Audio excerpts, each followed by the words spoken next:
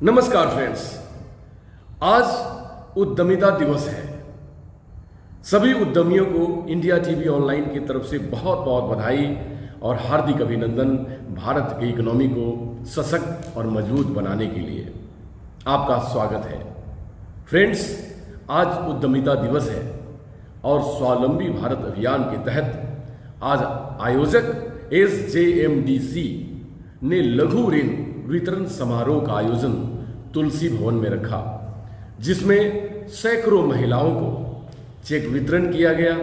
उनको उनकी उद्यमिता को बढ़ाने के लिए एक आयोजन में बड़े सारे कार्यक्रम किए गए और उनको मोटिवेट किया गया, जिसमें हमारे यहाँ के सांसद विद्युत वरण महतो ने पार्टिसिपेट किया और अन्य गणमान्य व्यक्तियों ने उनको मोटिवेट किया और उनको बताया कि उद्यमिता से ही देश सशक्त होता है और हमारी आधी आबादी जो महिलाओं की है, अगर हमारी इकोनॉमी में मेन रोल प्ले करेंगी तो हमारी इकोनॉमी दुनिया की सबसे बड़ी इकोनॉमी होगी। आइए देखते हैं कुछ झलकी। सरकारी नौकरियां हैं, वो अगर 100 लोग हैं होगा, और अगर यह उद्यमिता 17 साल 18 साल से नौजवान दिखाएगा तो 2 बार 4 बार फेल भी होगा तो वो निश्चित सफल होगा। लेकिन अगर 35 साल 37 साल तक कंपटीशन की तैयारी करके एक एवरेज स्टूडेंट जब व्यवसाय में आता है तो रिस्क करने की भी क्षमता उसमें नहीं रहती है।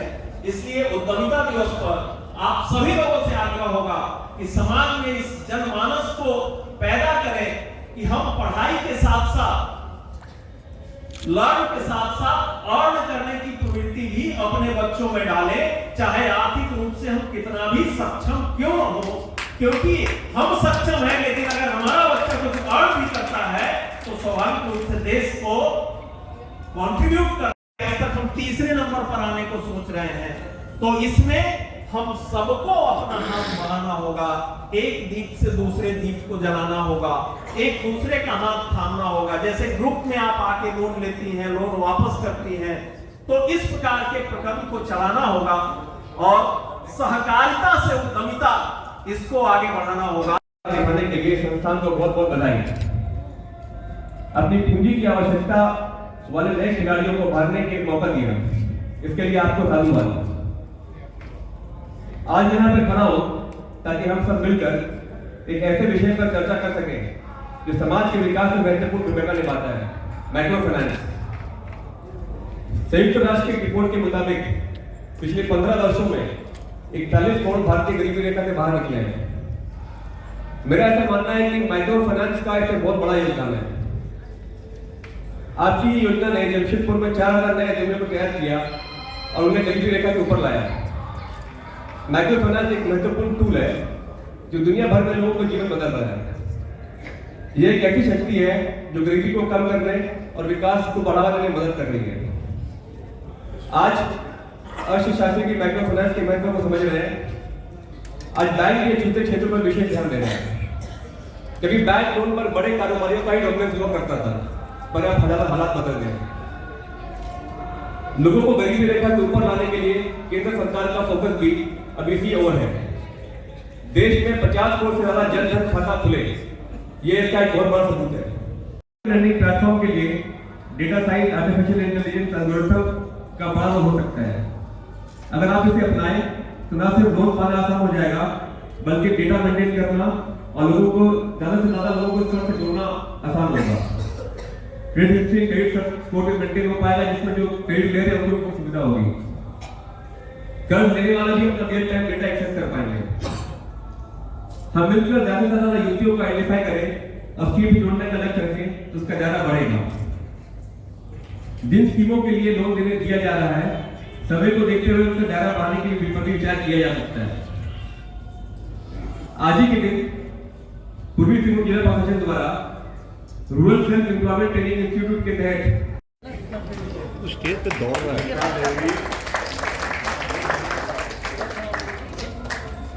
रीता देवी, सरिता देवी, एस उमा, सरिता देवी, उधर देखो, एस उमा, रेणु देवी,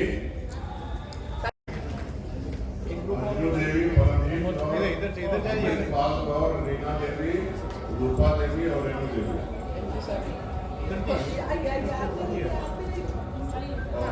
मन तो रुकेंगे, आप लोग रुकेंगे। और दूसरा ग्रुप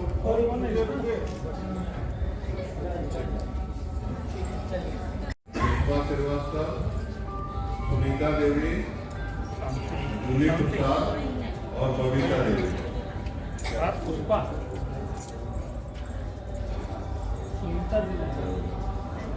वंदना देवी, अमृता कुमारी, पिंकी गोस्वामी और प्रमीला देवी। जल्दी से आ जाइए।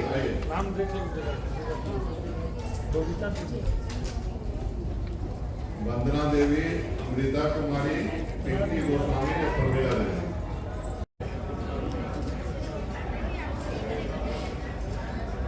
जो देश की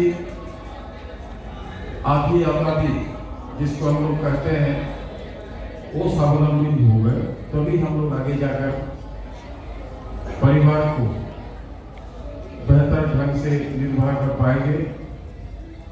और उसी के तहत आज देश के यशस्वी प्रधानमंत्री जी 15 अगस्त को उन्होंने घोषणा भी की कि हमारे जो महिला समूह है ये लगभग 2 लाख समूह बनाने का उन्होंने घोषणा की है पूरा देश भर में, ताकि घर की माताएं इससे स्वरोजगार से जुड़े,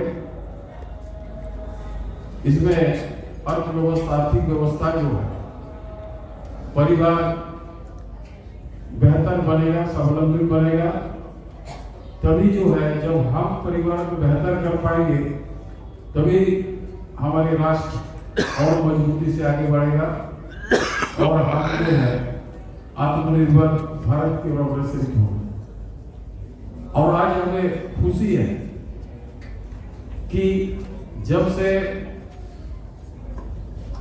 इस कार्यक्रम को धरातल में उतारने का काम के लगभग अभी कटिया जी बोले 2010 से ही इसका शुरुआत किया 12 से, और इस संस्था ने एक तो नहीं लगभग अब तक जो है मनोज भाई से बात होगा 7 करोड़ से अधिक लोगों को जो है ऋण की सुविधा देने का उन्होंने काम किया।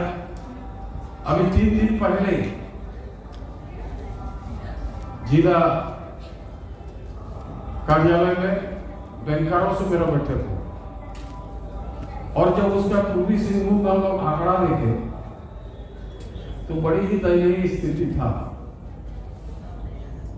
हम लोगों ने कहा कि अभी जो पीएमजीपी का भी हम लोग देख रहे थे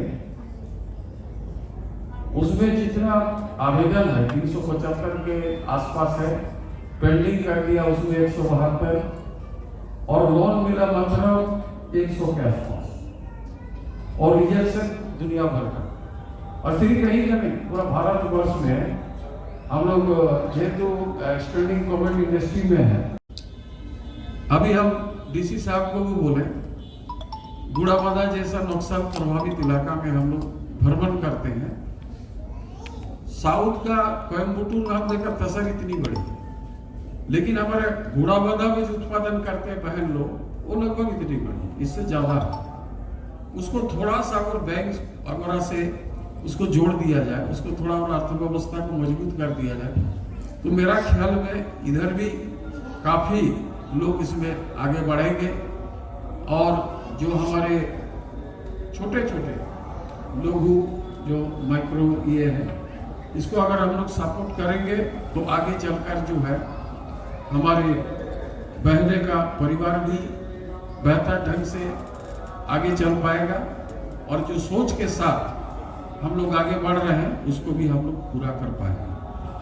तो प्रोग्राम काफ़ी ज़्यादा है और मैं क्षमा चाहता हूँ इस मंच से, और मैं ईश्वर से कामना करना चाहता हूँ और मनोज भाई उनका पूरा टीम अशोक भाई का कि इसी तरह जरूरतमंद समूहों के बीच में जाकर इसी तरह बेहतर ढंग से काम करें ताकि और अच्छे तरीके से लोगों का सहयोग मिले और इससे परिवार खुशहाल हो और मिशन जो हम लोग का है वो पूरा हो सके। इन्हीं शुभकामनाओं के साथ मैं अपना वक्तव्य को समाप्त करता हूँ। जय हिंद, भारत माता। दिवस के अवसर पर स्वावलंबी भारत अभियान के तहत लघु ऋण वितरण समारोह में उपस्थित श्री अजय उपाध्याय जी, क्षेत्र संगठक बिहार झारखंड स्वदेशी जागरण मंच, अशोक गोयल जी, मनोज जी, उदित अग्रवाल जी, मुरलीधर केडिया जी, राष्ट्रपति देवी जी, मैं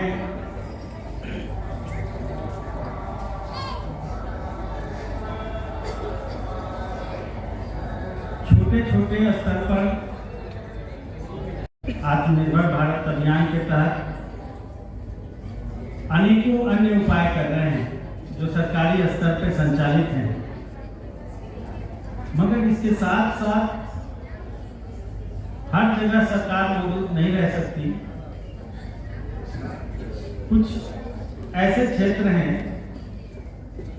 जहां हमें अन्य संगठन जो राष्ट्र निर्माण के लिए, आत्मनिर्भर भारत के लिए उतने ही समर्पित हैं, उनके मदद की आवश्यकता पड़ती है। और मुझे यह कहते हुए खुशी होगी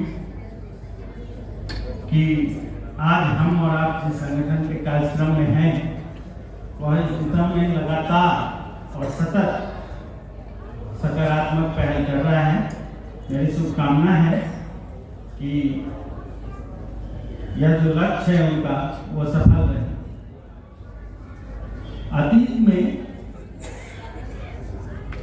भारत में गांव एक आर्थिक इकाई था और आपको जान के आश्चर्य होगा कि एक गांव के लोग इतने तरह के काम करते थे कि किसी भी व्यक्ति की जरूरत, परिवार की जरूरत, समाज की जरूरत के लिए उसको गांव से बाहर जाने का बहुत कम मौका मिलता था। हम सब लोगों ने अपनी उस आत्मनिर्भरता को धीरे धीरे मशीनों के हवाले कर दिया। जब अंग्रेज आए थे तब हम हैंडलूम के क्षेत्र में दुनिया में उत्कृष्ट माने जाते थे, लेकिन मशीनी कपड़ों ने हमारे उस हैंडलूम के कारोबार को, बुनकरों को और उससे जुड़ी अन्य अर्थव्यवस्था को ध्वस्त कर दिया और अपना एक अधिकार स्थापित कर लिया। हम धीरे धीरे उसी दिशा में फिर जा रहे हैं कि हम एक यूनिट के रूप में, एक राष्ट्रीय इकाई के रूप में अपनी जरूरतों के लिए बाहर की तरफ न देखें, बल्कि यदि संभव हो तो बाहर के लोगों को बेहतरीन प्रोडक्ट के लिए भारत की तरफ देखने की आवश्यकता महसूस हो, इस दिशा में काम करें।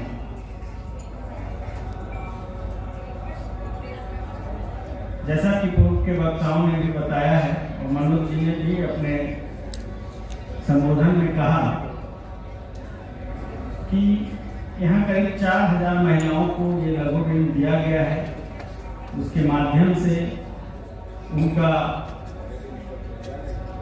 जो व्यवसाय है वो आगे बढ़ रहा है। उसमें कई लोगों ने अपने व्यवसाय को इतना आगे बढ़ाया है कि उन्हें बाद में बैंक से बड़े ऋण की आवश्यकता पड़ी है। हम जब महिला सशक्तिकरण की बात करते हैं तब सिर्फ ये बात नहीं करते हैं कि उनके जो अधिकार हैं उसमें कितनी वृद्धि हुई। जब इतिहास समीक्षा करेगा तब वह यह भी देखेगा कि महिलाओं की आर्थिक आत्मनिर्भरता कितनी थी। महिलाओं की आर्थिक आत्मनिर्भरता से समाज को बहुत फायदा है, उनको निजी रूप से फायदा है निर्णय लेने की स्वतंत्रता है और साथ में देश के आर्थिक विकास में सहयोग करने का एक गर्व भी है। मैं लघु ऋण के सभी बेनिफिशियरी से कहना चाहता हूं कि अगर हम लोग सही दिशा में मेहनत करें, गुणवत्ता बनाए रखें और जो प्राइस है उसको लोगों के क्रय क्षमता के साथ ट्रैक करें, तो मुझे लगता है कि व्यवसाय और तेजी से ग्रो करेगा। आप में से किन्हीं लोगों ने अभी जर्नी किया हो बहुत सारे एयरपोर्ट पे और कनॉट प्लेस में और अन्य बड़े जगहों पे ड्राइव करके दुकान है, उसमें जो चीजें मिलती हैं वो वही चीजें हैं जो जमशेदपुर की चाईबासा की महिलाएं तैयार करती हैं, लेकिन प्राइस बड़े बड़े लोगों के क्रय क्षमता से बाहर की चीज।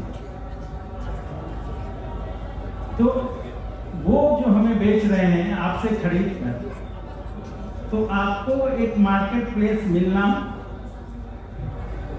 एक विक्रय का जगह मिलना और उसका एक चेन बनाना वो बहुत जरूरी है। मुझे उम्मीद है कि अशोक जी और मनोज जी यहाँ हैं, ये लोग इस दिशा में भी सोचेंगे, नीति बनाएंगे। एक दो कंपनियां ऐसी भी हैं, एक कंपनी है फैब इंडिया, वो लगातार छोटे छोटे बुनकरों से सामान लेती है और उसको अपने यहाँ बिल्कुल भारतीय उत्पाद कह के बेचती है, उसका भी प्राइस बहुत ज्यादा रहता है।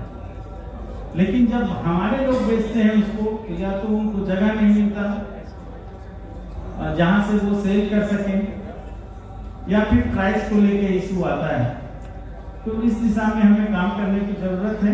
मैं उम्मीद करता हूं कि हमारे सहयोगी, हम सब लोग जहां भी बन पड़ेगा उस दिशा में काम करेंगे और ये जो एक मिशन है स्वदेशी जागरण मंच का, CGMD का, वह अपने मुकाम तक पहुंचेगा और इन्हीं छोटी छोटी चीजों के साथ बड़ी चीज भी आएंगी और हमारा देश आत्मनिर्भर बनेगा और हम इस देश के नागरिक के रूप में गौरवान्वित महसूस करेंगे। धन्यवाद।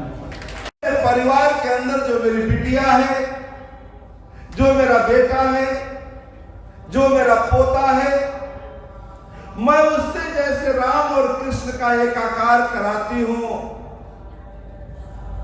जो कथा सुनाते हैं प्रभु राम का, और प्रभु राम के मैं संकल्प को दोहरा देना चाह रहा हूं, जिस संकल्प के कारण और विश्व में राम पूजे जाते हैं। आप सभी को पता है, ताड़का वध के बाद भरी दोपहरी में विश्वामित्र ने प्रभु राम की एक छोटी सी परीक्षा लेनी चाहिए। परीक्षा तो से पहले ले लिया विश्वामित्र ने, जब महल से लेकर के उन नौजवानों को आगे बढ़ रहे थे, तो राजकुमारों के कोमल पैरों को जब वो धरती माता पर चलने के लिए लेके जा रहे थे, रात हो गई, अपनी कूस की चटाई पर सुला दिया और कहा कि आज ही पता लग जाएगा ताड़का वध होगा या नहीं। आधी मध्य रात्रि में विश्वामित्र ने देखा रघु का वंशज का राम लक्ष्मण उस चटाई पर गहरी नींद में सो रहा है। विश्वामित्र ने कहा, इस भारत से अब अंत हो जाएगा दुष्ट वृत्तियों का। आज हमको संकल्प लेना है सभा में कि भारत के अंदर भी कुछ दुष्ट वृत्तियां प्रवेश कर रही हैं। जब हो गया, ताड़का वध हो गया, सब हो गया, भरी दोपहरी में विश्वामित्र ने कहा राम से, राम मैंने तुम्हारे लिए बिटिया देख ली है, लड़की देख ली है। उन्होंने कहा महाराजा से पूछ लीजिए और आप आदेश दे दीजिए। लेकिन विश्वामित्र को समाज सुधारना तक कहा था राम, वो लड़की का कुल नहीं पता है, वो धरती से निकली है, वह रघु का वंशज राम कहता है, यह रघु के कुल में एक नई प्रथा का जन्म होगा। और परिणाम हुआ जब संवाद आगे बढ़ा, जिसको बिटवीन द लाइन कहते हैं। एक प्रश्न पर राम ने कहा कि भगवान, वह संकल्प हमको करना है। राम कहते हैं, जब विश्वामित्र कहते हैं, एक मेरी मर्जी से कर लो राम, और एक अपने परंपराओं में चले आ रहे 6 पीढ़ियों की परंपरा से कर लेना। तभी राम अपने गुरु के चेहरे को देखते हुए, सूर्य को भरी दोपहरी में देखते कहते, भगवान आज रघु का राम संकल्प ले रहा है, आपको साक्षी मानकर आज के बाद से रघु के कुल में एक पत्नी व्रत का पालन होगा। बंधु भगिनियों, ये भारत के निर्माण में हमको स्वदेशी का संकल्प ऐसा लेना है, यह परिवर्तन करना है। इसलिए राम की हम पूजा करते हैं, इसलिए हमारे लिए देव स्वरूप। मैं आपको विश्वास दिलाने के लिए कह रहा हूं कि प्रभु राम के संदेश को चारों तरफ दुनिया में फैलाया जा रहा है, लेकिन एक चुनौती हमारे घर में प्रवेश कर गई है, हमारे जीवन में प्रवेश कर गई है, हमारे आत्मविश्वास पर बैठ गई है। वह विदेशी भाषा, विदेशी वस्तु, चीन की वस्तु, दुनिया की हर चीज हमको अच्छी लगने लगी है। यह एक नई मनोवृत्ति हमारे जीवन में आकर के खड़ी हो गई है। वो कहीं गुड मॉर्निंग के रूप में है, कहीं गुड इवनिंग के रूप में, कहीं गुड नाइट के रूप में, कहीं गुड आफ्टरनून के रूप में है। मैं आप सभी माता बहनों से निवेदन करूंगा कि आज से संकल्प लीजिए, अपने परिवारों में प्रातः काल अभिवादन सुप्रभातम से करेंगे, शाम को शुभ संध्या से करेंगे, दिन में राधे राधे बोलेंगे, जय श्री कृष्णा बोलेंगे, वंदे मातरम बोलेंगे, सीताराम बोलेंगे, सिया राम बोलेंगे, श्री राम बोलेंगे। यह पहली शुरुआत अपने जीवन में करनी है। फ्रेंड्स, आपने लघु ऋण वितरण समारोह की झलकियां देखी होंगी।